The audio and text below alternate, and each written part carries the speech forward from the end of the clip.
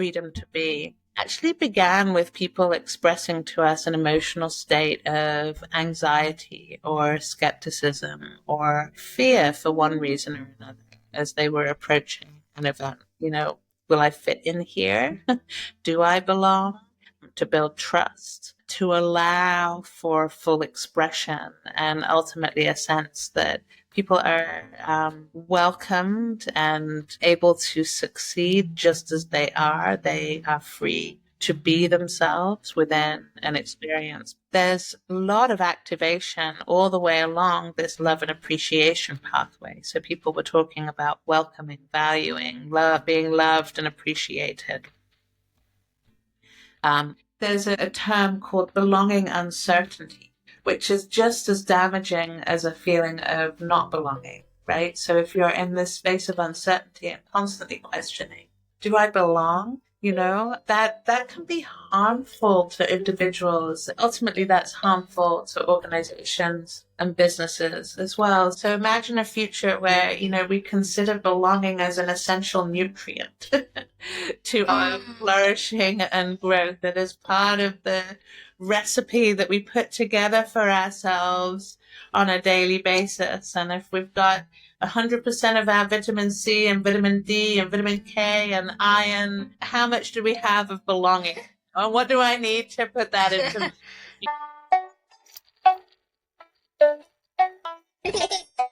Welcome to Magic Academy podcast. Today with us is Naomi, the founder of Storycraft Lab, an innovative lab that leverages its research-based frameworks, diagnostic tools, and technologies, and creativity and magic to help people develop and experience innovative ways to experience topics that they want. They did a project with Google Experience Lab. They are also innovators of audience profiles and wheel of belongings. So today we're going to talk about how do we actually, from a story builder's perspective, craft stories and experiences and actually leverage consistent ways to empathize with our people, with the audience, with the talent, to craft that amazing experience, no matter if it's in person or if it's in a virtual reality. So great to have you, Naomi, to join us today. Thank you, Gianni. It's lovely to be here with you. Wonderful. So I think the first question is an imaginative one. So beep, beep. A spaceship just landed and out walked a friendly alien, seems harmless. And how would you introduce yourself to this cute creature? Cute. I do like the fact that it's a cute alien. That's important. Thank you for that. That will shape the way that I approach it. So, I would begin by describing myself as a mother and as an educator, somebody that is passionate about teaching, helping others succeed. That's something that I love to do in life. It brings me great joy and energy when I see other people step into their full potential. Yeah. I'm not sure what the alien would do with that information. I don't know either. What does our audience think? Yeah. Wonderful. So for Storycraft Lab, what was the story behind it? When was the moment that you think, okay, it's time for me to give birth to the Storycraft Lab and Yeah. can help more people? Well, there were a few different things that were happening in my life. I had been working agency side and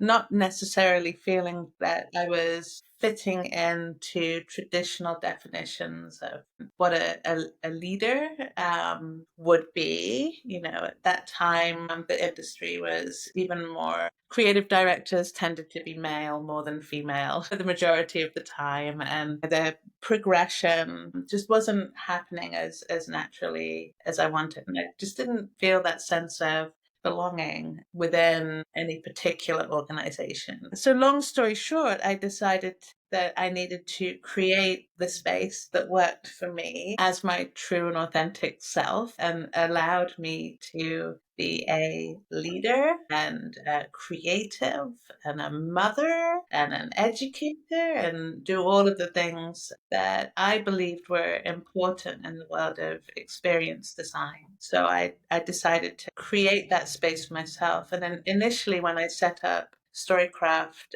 it was really just it was me. It was me and maybe one or two other contractors. And central to the idea was balancing this book of business. On the one side, it was working with museums and there's kind of like deep narrative content experiences and the journeys and the work that the museum curatorial teams would do to sit with their understanding of audience, often over a development timeline of many years. And then on the other side of my book of business was experiential design.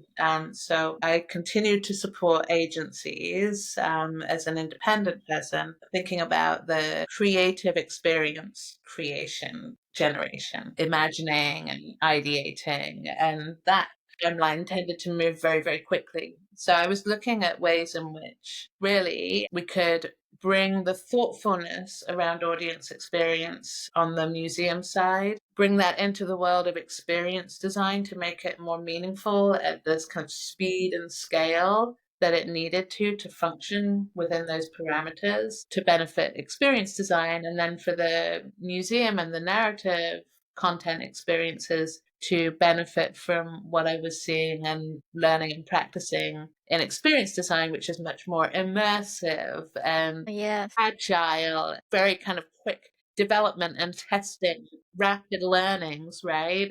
So that was where the idea of Storycraft and lab kind of came together, these kind of intersectional spaces where you've got on the one hand the thinking component, on Yes. the other hand the Yes, yes, yes. creativity. I've read about your story. There's like a NASA one, there's a Google Mm, Experience one, there's like multiple many other ones. What was yeah, the I think you've just most named memorable? the two that come to mind. Just in terms of like for me on my journey, wow, we've really kind of reached a place where this is touching people and is out there in the world.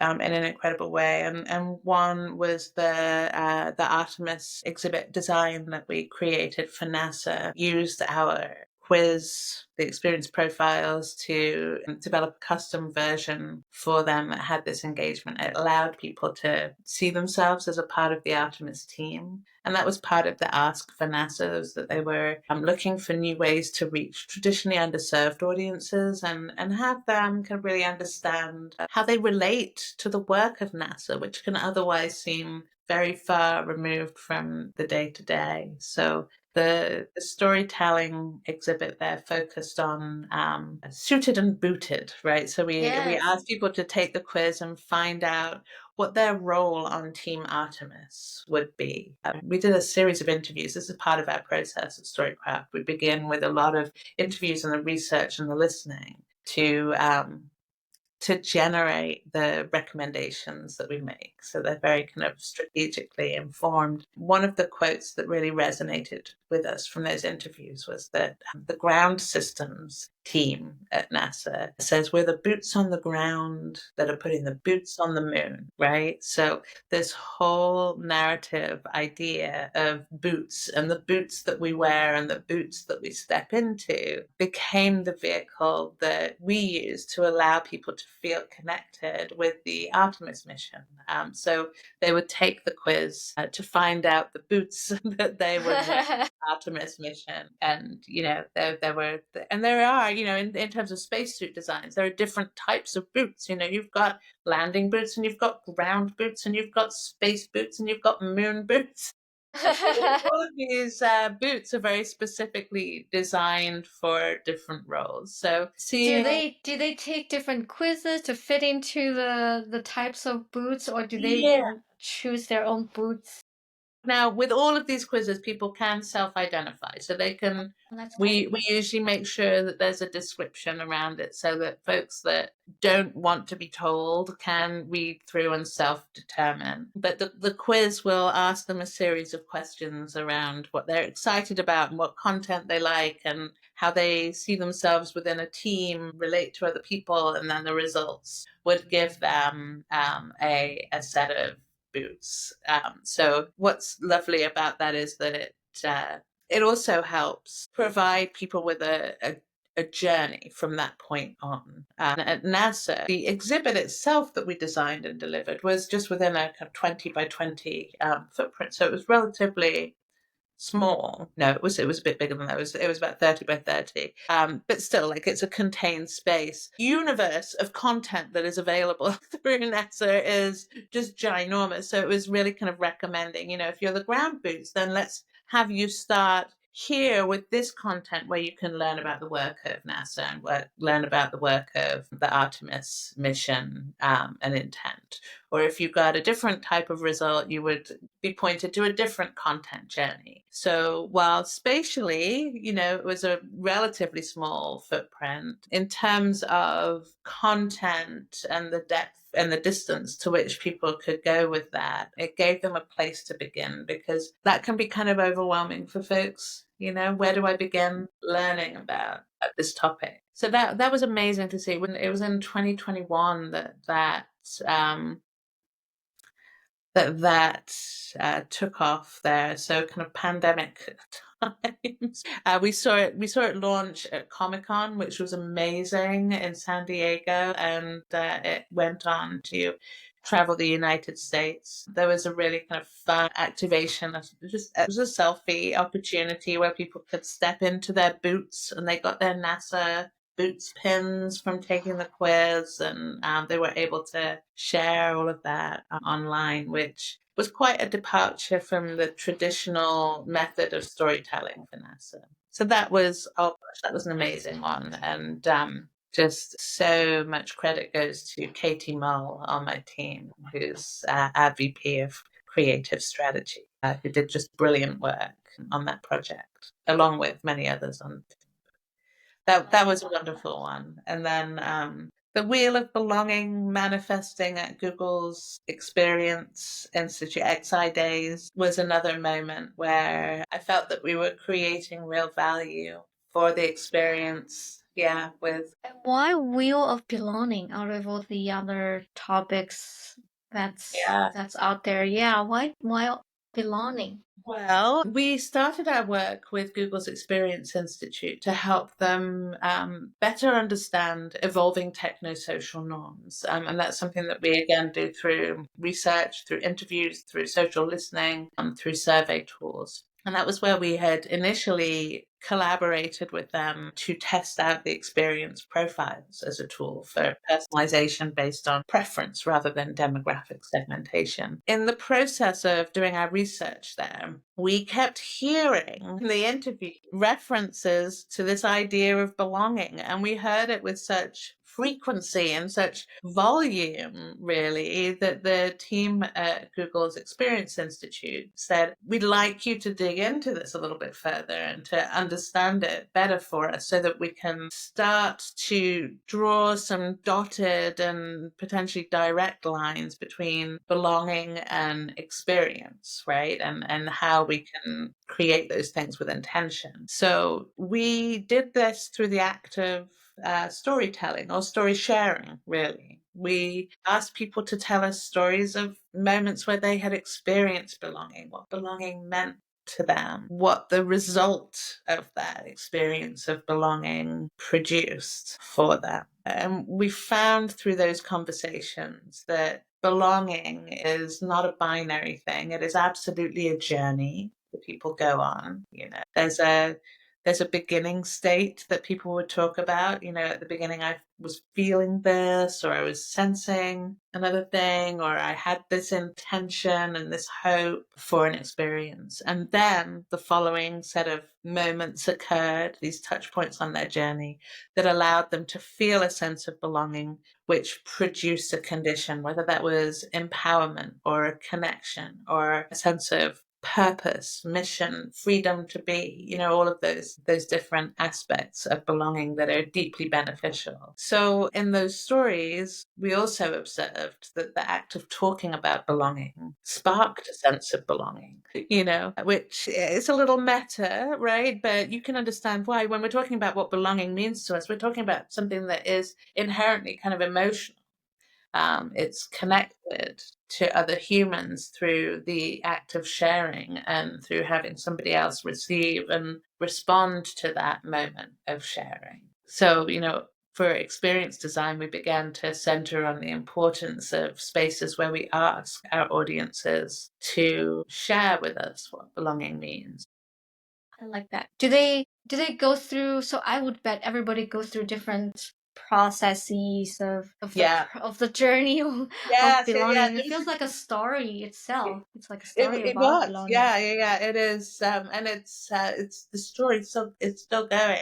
But folks would, they would tell us their stories of belonging, and we started to, and this is all kind of qualitative research at that point in time, all conversation based, and we started to hear certain themes, so what we did was go back to all of the conversations, and we were looking at the frequencies of certain words and keywords, groupings of words that were being used by people as they were telling us stories. And we looked at that view of the qualitative data and essentially translated it into quantitative, right? So we could start to see what was bubbling up and how things were progressing. So I think then that gave us a set of these pathways that came through, right? That I mentioned, that were to do with freedom to be, or true authenticity, or fulfillment and joy, as one of those pathways, a sense of universality and connection. So we started to identify these different pathways, and all of the pathways have these different touch points, that describe that progression and that journey. And the Wheel of Belonging now as a framework allows people to come in and express themselves individually, right? You're not always just on one pathway either. You can experience moments that pull from many different pathways as an individual. So people can step into the physical Wheel of Belonging space, or they can engage with the app as well, as a way of expressing this. But they can talk about their individual perspective, but they can also pretty quickly then, in a group setting, see where things converge with other humans as well. So you've got a million different individual stories, all of which are unique, but there are common touch points that bubble up, whether you're looking at this from the organizational level or just across humans in general, that allow us as experienced designers to know where to start, right? If we were to do one or two things, let's just pick one or two things that we can do and make happen. What's the best, most intentional, most strategic use of our time and resources as we approach that, right? So allows people to get this kind of star map, let's say. A constellation emerges that is specific to an organization that they can then design around, and increase that sense of belonging for others. This is the Wheel of Belonging, and the way that these different touch points are laid out, the idea is that individuals begin their journey at the outer touch points, right? And then they are progressing towards belonging at the center. So just to give an example here, one of the pathways, freedom to be, actually began with people expressing to us an emotional state of anxiety or skepticism or fear for one reason or another as they were approaching an event. Will I fit in here? Do I belong? Right? So the touch points that were important to this particular pathway involved ways in which we can design to ensure safety, to build trust, to allow for full expression, and ultimately a sense that people are welcomed and able to succeed just as they are. They are free to be themselves within an experience, but acknowledging that for many folks, there's a journey. They don't just jump out of bed and feel free to be themselves within a particular environment on any given day. There are certain conditions that we need to design for to enable that journey towards belonging. So you can see here, this was a physical structure where people could step into, we call them the looms. They could step in and grab a ribbon and start building towards. To visually map out their journey. To visually map out their journey. And there are some adjacent exercises that we have here. You can see Natalie, who's our VP, our wonderful VP of Interpretive Strategy at the Identities Ikigai table, which is absolutely a tool that we developed to support that journey, safety and trust, because it allows people to step into a space. It's almost like, and Natalie actually introduced me to this term, it's a scaffolding activity, right? Yes, scaffolding. Yeah, so because sometimes the act of sharing can be scary, right, for one reason or another. So how do we help people to get into the mindset of sharing about themselves and learning about one another? And the Identities Ikigai is an exercise. Sorry, a little bit noisy. Very fancy. Yes, it was. It's Instagram related. You can see here. This is a view of a two-dimensional structure, so an interactive where people could weave, and we would collect the data there. And so we actually took the Wheel of Belonging as this physical experience after XI Days event at Google. It toured around the continent and the world, really. It went a lot around South America, around America. Marriott International was a big partner in helping that, as well as Google's Experience Institute and many other organizations as well. And what it started to reveal to us were the touch points that were bubbling up for different groups. It's kind of like a live qualitative research. Yeah, absolutely. Yeah, and people, they're co-creating. It's interesting for them to see and to learn about one another, but then also for organizations to be able to understand that information, to know more about their audience in a meaningful way, and then really be able to advocate for their audience through. We've been taking that idea and using it for thinking about belonging centered design as well. This is an example from it. Yeah. It can be used in so many different ways. At the start of team engagements, asking them to share with one another their belonging journey is a really emotionally connective exercise. But then when we start to take that journey towards belonging here at the bottom, and this was an exercise we did with students, and align it to the customer journey or the experience journey, it gives us this amazing kind of design prompt in how do we design to meet these needs at the various different touch points. This was now we're looking at the different types of results, and you can see here, the active interpretation that we can go through once we have this data, how we can identify the pathways that are really important, right? So what was quite interesting as we did this exercise, we looked at, curious being one of the top touch points and also trust. But when you look out a little bit further, there's a lot of activation all the way along this love and appreciation pathway. So people were talking about welcoming, valuing, being loved and appreciated, which again kind of highlights some really important themes that we can design for. There you go. I think this can definitely be turned into like a virtual experience where we can potentially map out like a global belonging journey. Yes, let's do it.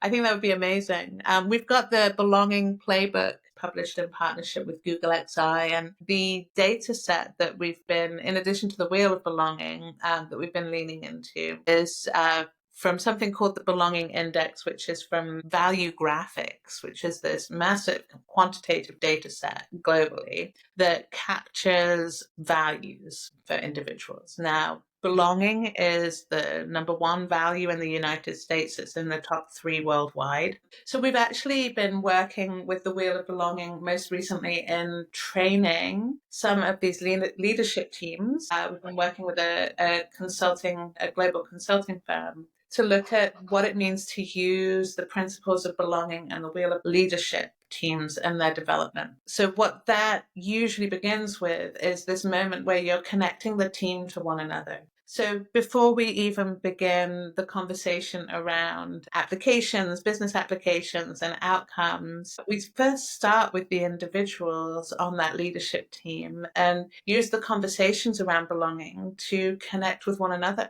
to understand how they can create an internal leadership team culture that is open, that is authentic, that is resilient, that has a way of navigating challenges in our turbulent world with an eye towards the future. So what's nice about that is that it supports the individual, right? So we turn the lens to ourselves first as leaders, understand the benefit of belonging at that personal level, and then active empathizing and understanding the benefits of belonging for the broader organization. How do we roll this out to our teams, to our clients? How can we use the Wheel of Belonging, or these belonging conversations that are supported by the Wheel, as a means of developing those client relationships that are so much more than a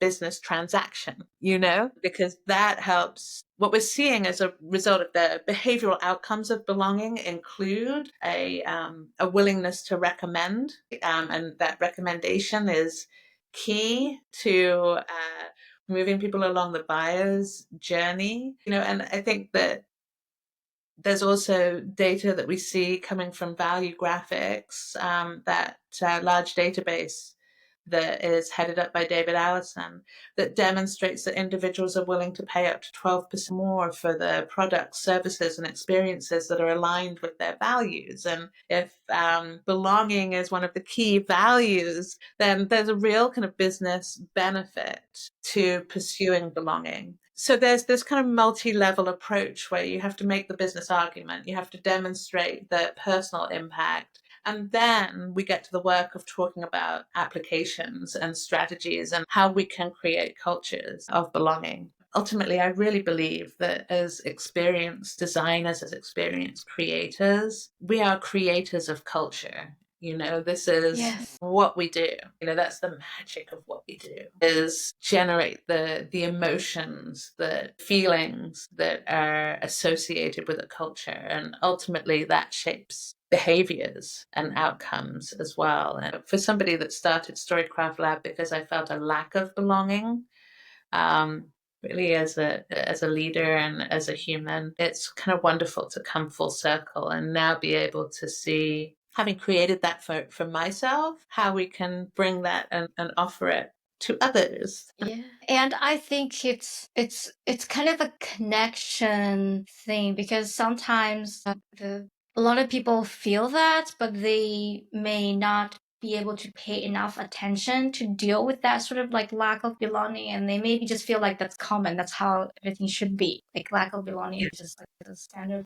Yeah.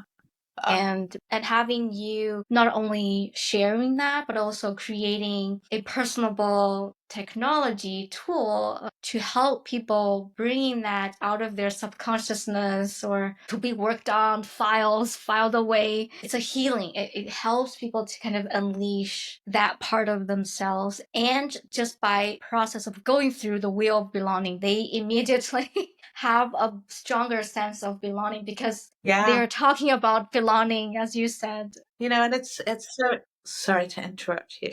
Tend to have stronger belongings. I'm sorry, I'm just repeating. Sorry, I'm just getting excited about what you were saying. I didn't mean to interrupt. It's so interesting as well that there is scientific research that shows that there is a health benefit to belonging. And in fact, that it is physiologically damaging when belonging is not present. And, I think it was Jeffrey Cohen talked about this in his book on belonging. There's a term called belonging uncertainty, which is just as damaging as a feeling of not belonging, right? So if you're in this space of uncertainty and constantly questioning, do I belong? That can be harmful to individuals. Ultimately, that's harmful to organizations and businesses as well. So there is a real human impact in designing experiences that help people move towards belonging and don't just let them sit in that space of uncertainty.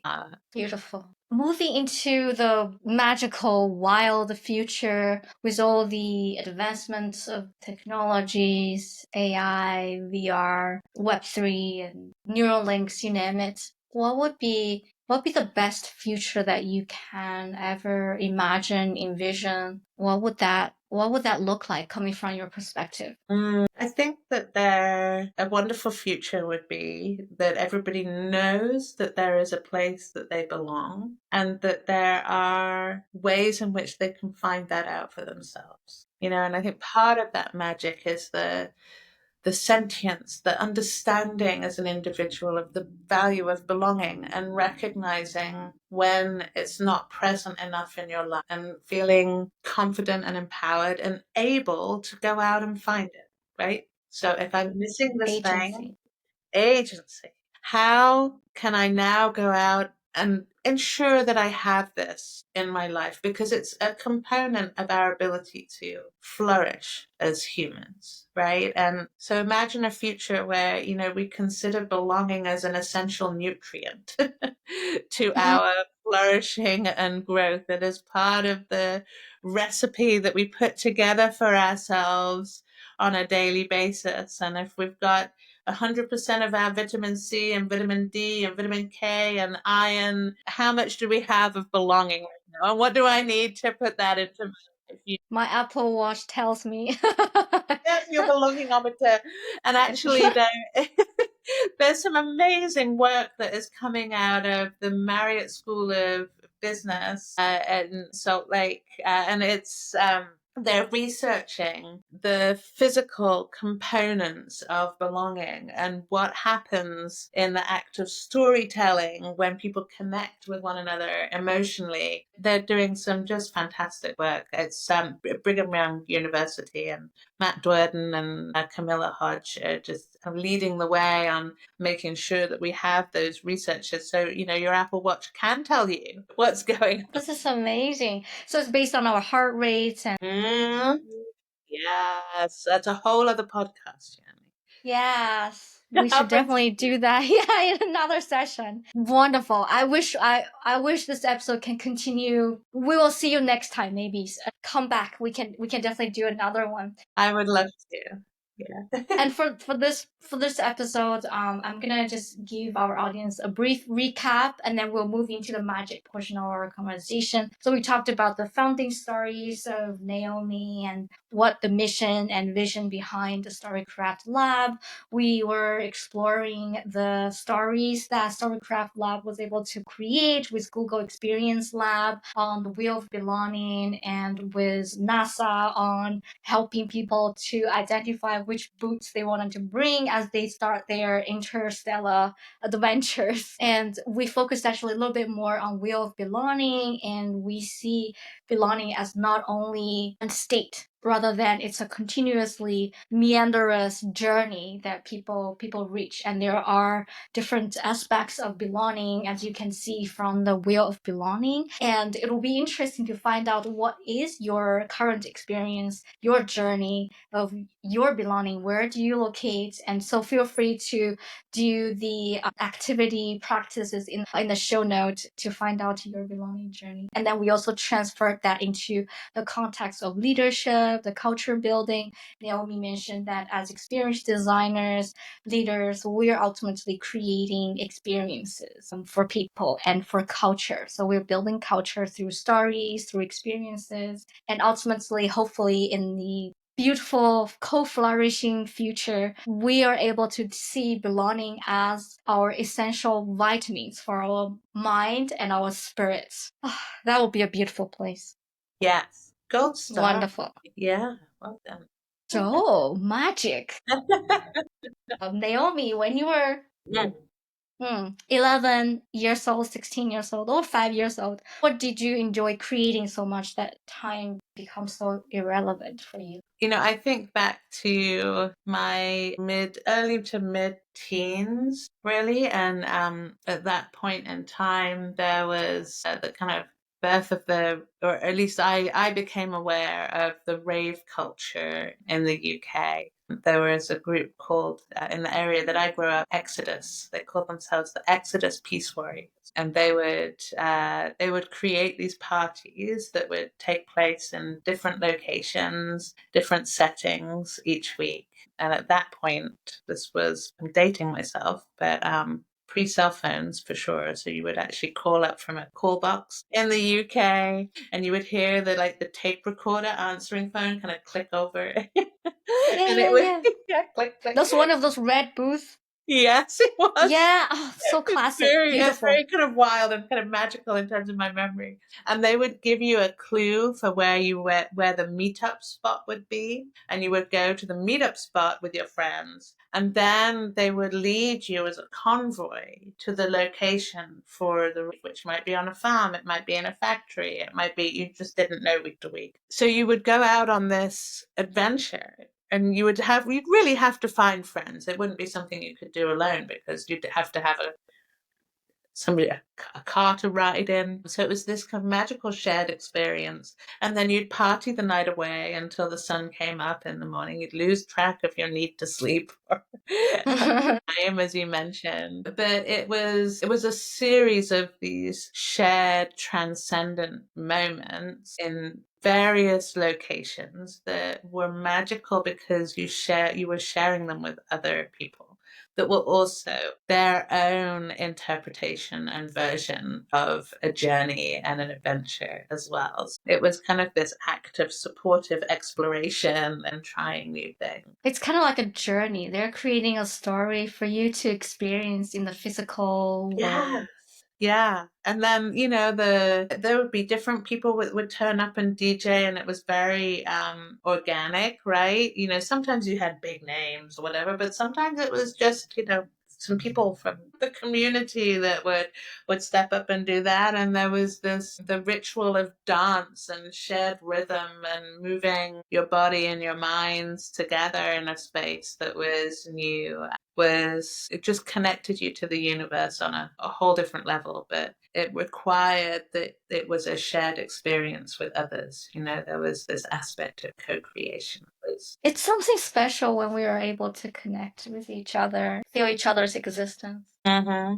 Yeah, I would love to. Sorry, I'd love to check in with other folks that maybe went to the Exodus peace raves in the south of England. Yeah, for our audience who would like to get in touch with Naomi, definitely do that. All the contact information is in the show note below. So the hint is the Exodus. So if you have any experience, definitely that will be the icebreaker when you get together. Yes. Yeah. Wonderful. As we wrap up this conversation, what do you think is your magic? Empathy. You love it, standing in somebody else's shoes, extending empathy to another. I believe that empathy is magic, and I I'm honored to channel it as much as I possibly can in the work that we do. So good to have met you, Naomi. Thank you so much for sharing your time with us today. Thank you for sharing your framework and your magic with us. And it's our pleasure and honor to be able to spend this 1 hour with you. And yes, just so happy. And I reflect my gratitude back to you, Gianni. I really appreciate what you're doing with this podcast and helping people to focus in on the centrality of magic to transformation and growth in their lives. So thank you.